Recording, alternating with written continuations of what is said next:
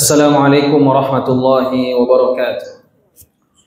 Innal hamdalillah nahmaduhu wa nasta'inuhu wa nastaghfiruh wa na'udzu billahi min shururi anfusina wa min sayyiati a'malina may yahdihillahu fala mudilla lahu wa may yudlilhu fala hadiya lahu. Asyhadu an la ilaha illallah wahdahu la syarika lahu wa asyhadu anna Muhammadan 'abduhu wa rasuluhu la nabiyya wa rasula ba'da amma ba'd. Bapak Ibu jamaah salat zuhur yang dimuliakan Allah Subhanahu wa taala, alhamdulillah bersyukur kita kepada Allah atas segala limpahan nikmat yang Allah berikan kepada kita. Sangat banyak nikmat yang Allah berikan. Allah mengatakan dalam Al-Quran, wa in ta'uddu ni'matallahi la tuhsuha. Kalau kalian menghitung nikmat maka tidak akan mampu untuk menghitungnya. Allah berikan kita kesehatan, Allah berikan kita waktu luang, bisa makan, bisa istirahat. Banyak sekali nikmat-nikmat yang Allah berikan kepada kita. Ada orang yang dia itu Bapak Ibu setiap hari dia harus beli oksigen, satu harinya 2 juta. Sementara kita sampai 60 tahun gratis, tidak bayar-bayar oksigen. Itu baru oksigen untuk bernafas saja, belum darah, belum yang lain-lain. Maka pantas juga Nabi mengatakan dalam suatu hadisnya, la yudkhilal jannata ahadan amaluhu wala anta ya Rasulullah wala ana illa ayataghammadani Allah birahmatih.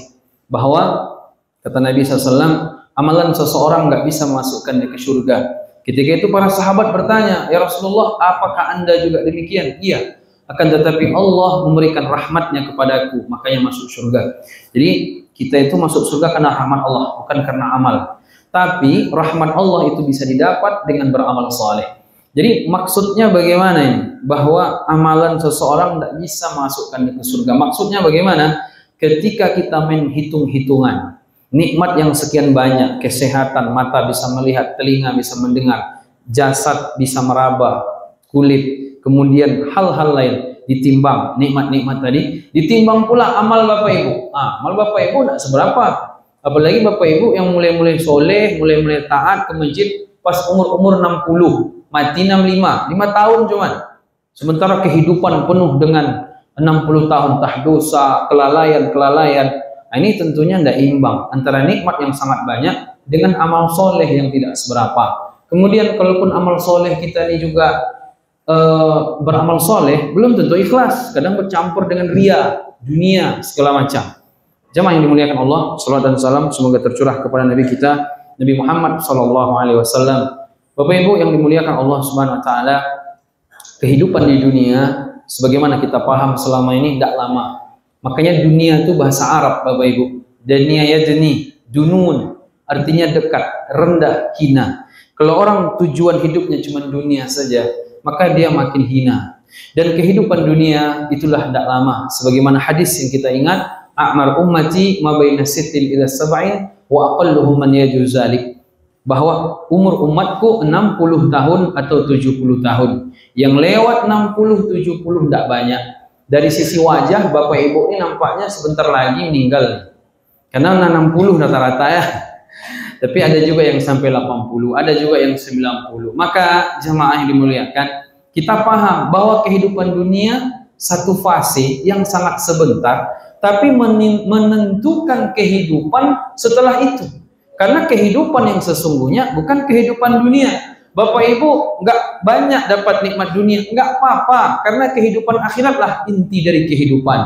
Bukankah orang kalau dia berbisnis, biarlah berdarah-darah di awal, nanti setelah itu dia senang, kan begitu kaidah kita selama ini. Tapi kenapa ketika kita yakin kehidupan yang sesungguhnya akhirat, tapi kita nggak siap untuk berdarah-darah di dunia? Sementara kehidupan dunia tidaklah berdarah-darah kali loh, lebih banyak nikmatnya daripada susahnya.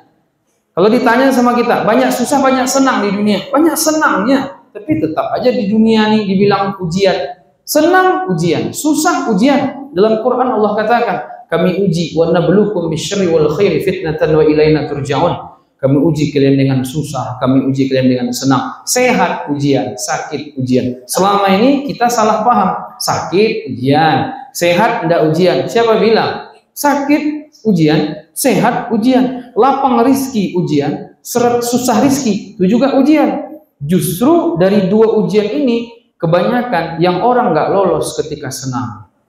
Orang masuk neraka itu kan karena maksiat. Orang yang banyak maksiat itu siapa? Orang yang sehat. Kalau sakit jarang orang maksiat. Karena sakit tuh dia udah KO, udah nggak mau maksiat. Ada orang lagi sakit-sakit zina kan nggak ada ya. Lagi sakit-sakit dia nanti sempat juga lagi mengunjing orang, paling dikit ada, tapi nggak banyak dibanding orang sehat. Dia berjudi, orang sehat. Jemaah yang dimuliakan Allah Subhanahu Wa Taala. Makanya kita pahami bahwa kehidupan dunia sebagaimana Allah jelaskan dalam surat Al-Hadid ayat 20, "I'lamu annamal hayatud dunya la'ibun wa lahun wa zinah wa tafakhurun bainakum wa takathurun fil amwali wal aulad kamathali ghaythin a'jabal kufar wa nabatuhu thumma yahiju fatarahu musfarran thumma yakunu hutama wa fil akhirati 'adzabun syadid wa maghfiratun minallahi wa ridwan wa mal hayatud dunya illa mata'ul ghurur." Bapak Ibu jemaah sekalian, Allah ingatkan kita, ketahuilah sesungguhnya kehidupan dunia itu, i'lamu annamal hayatud la'ibun, ada 5 fase. Yang pertama la'ibun, la'ibun main-main. Ketika umur 6, 7, 8 tahun kan main-main, anak umur segitu kan main-main. Dah habis masa main-main. Lahwun yang kedua, masa bersenda gurau. Anak-anak umur 13, 14 kan banyak senda gurau. Dikasih sama ayahnya Honda NMAX, dibongkarnya kepalanya, tidak ada lampu, kena tabrak, habis. Dilos-loskannya remnya. Anak-anak begitar sana begitar, tidak jelas. Ditanya selengean-selengean aja, kayak mau kita tampar ya rasanya, ya kan? Anak-anak tuh kayak gitu tuh guys, apalagi anak-anak SMP, itu banyak kali main-mainnya tuh, bersenda gurau aja bawaannya. Ayahnya serius, diajaknya senda gurau, ini nggak adab ya. Tapi memang umumnya fase kedua masa bersenda gurau, umur 14, 15, 13. Ada Bapak Ibu di sini yang fasenya masih bersenda gurau? Ada yang ibu-ibu umurnya 13 tahun? Nah, adalah, mana ada kan? Jadi yang kedua fase di mana orang banyak bersenda gurau, lahwun. Yang ketiga wazina, berhias. Zina artinya kan perhiasan. Suka berhias, umur 20, 25, 30, 35, di bawah 40 biasanya habis masa berhias-hias habis. Bapak-bapak dulu waktu umur 20 nih sering pakai apa, hemodilation ya kan, sekarang mana lagi ya kan? Dulu sering pakai apa, kalau ibu-ibu mungkin bedak-bedak masih Bu ya, tapi kan masa berhias itu di bawah 40, di atas 20 tahun suka berhias, orang suka ya pokoknya hias lah. Dah masa berhias sudah lewat, wazinah perhiasan. Lalu yang keempat yaitu watafakhur bainakum, bangga-bangga diri. Ini masa-masa bangga-bangga diri kata ulama di atas 40 tahun. Karena biasanya orang kalau 40 tahun itu dia sudah mulai berprestasi. Makanya kata orang barat, awal hidup 40 tahun. Secara ilmu-ilmu ekonomi pun bilang, kalau umur masih 30 coba-cobalah semua. Nanti di umur 40 sudah dapat. Kalau baru mulai umur 40 udah agak berat dia, karena belum ada mukadimah, pemanasan. Makanya Bapak Ibu, orang kalau udah 40 gitu-gitu terus tuh, jarang berubah-berubah dia tuh. Kalau dia jualan terus, tiba-tiba jadi PNS, mana ada 40 tahun. Ya kan? Tiba-tiba jadi polisi, hilang-hilang orang, mana ada. Ya gitulah terus, 40 tuh gitu ya terus. Makanya ada Imam Ghazali mengatakan, kalau ada orang umur 40, lebih banyak dosanya daripada kebaikannya, kemungkinan besar orang itu masuk neraka. Bapak Ibu mau tes uji coba masuk surga masuk neraka, pakai feeling aja. Kalau umur 40 rasa-rasanya banyak dosa saya pada baik, mungkin masuk neraka, kecuali yang memang takdirnya tidak dan Allah rahmati dia. 40 Allah mengutus Nabi dan Rasul, 40 di situ ujian hidup mulai banyak. Bapak Ibu mungkin sudah merasakan, saya teori aja belum dapat nih, maksudnya belum sampai umur segitu, karena umur tidak bisa dilampaui. Kalau ilmu bisa dilampaui, kalau pengalaman bisa dilampaui, tapi kalau umur tidak bisa loncat. 40 di situ biasanya ujian hidup mulai terasa, 40 di situ biasanya penyakit mulai muncul. 40 itu udah mulai lah itu terasa asam urat, asam lambung, asam-asam semua terasa tuh 40 itu biasanya itu. Kecuali yang memang pandai menjaga.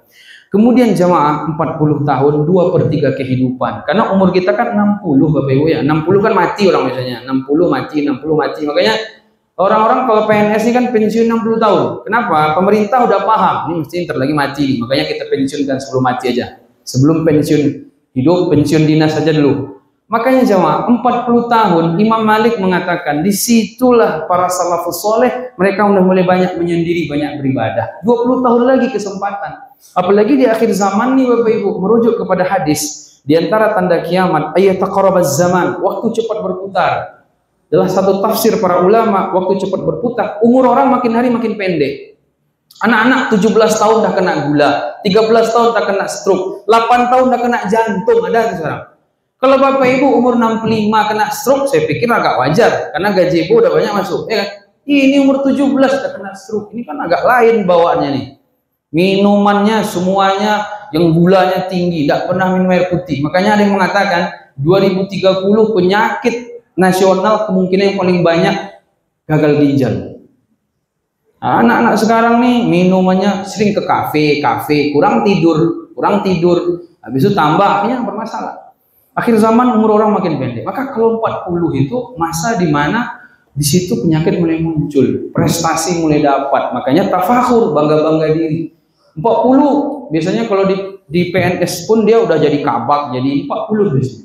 Udah jadi ini gitu, rata-rata 40. Lanjut, wa tafakhur baik wa takasur fil amwali wal aulad. Banyak-banyakan harta, menumpuk-numpuk harta. Ini ayat ini fase kelima terakhir. Menumpuk-numpuk ini di atas 50 tahun biasanya. Bapak Ibu kalau udah umur 50 itu kan mobil sudah punya, rumah, apalagi tinggal numpuk, tinggal nambah, tinggal yang ada tambah. Oh belum ada di depannya harus buat pot bunga, buat pot. Oh apalagi ya, gue udah ada, tinggal nambah-nambahnya lagi.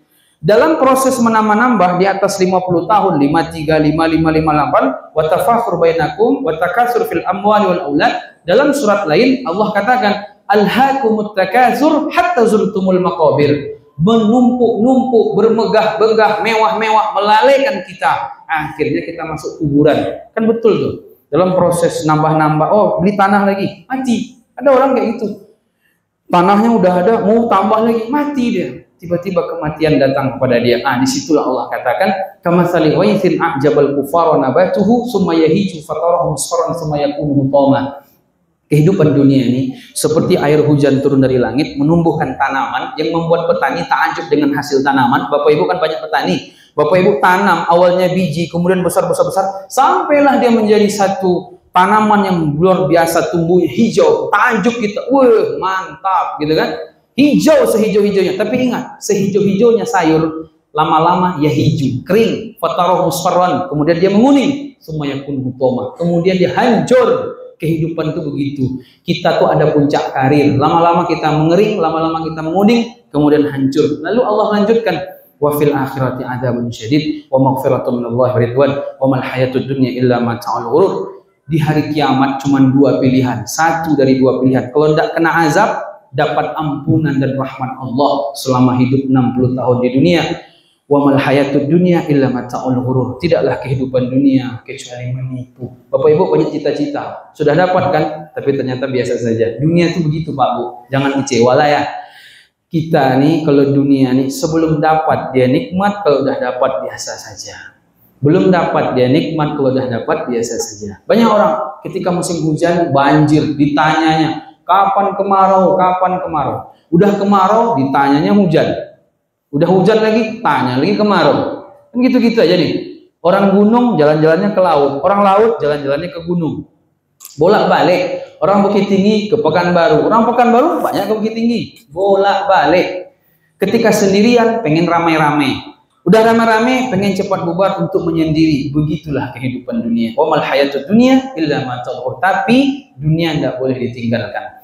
Dalam Al-Quran Allah katakan wabtaghi fima ataqallahu darul akhirah wa la tansa nasibaka minad dunya. Carilah akhirat dengan dunia yang Allah berikan kepadamu, tapi jangan lupakan bagianmu untuk perkara dunia. Wabtaghi fima ataqallahu darul akhirah. Apa yang Allah berikan potensi-potensi gunakan untuk akhirat kita, tapi jangan lupakan pula kehidupan dunia. Dunia sebentar tapi penentu untuk kehidupan abadi. Assalamualaikum warahmatullahi wabarakatuh.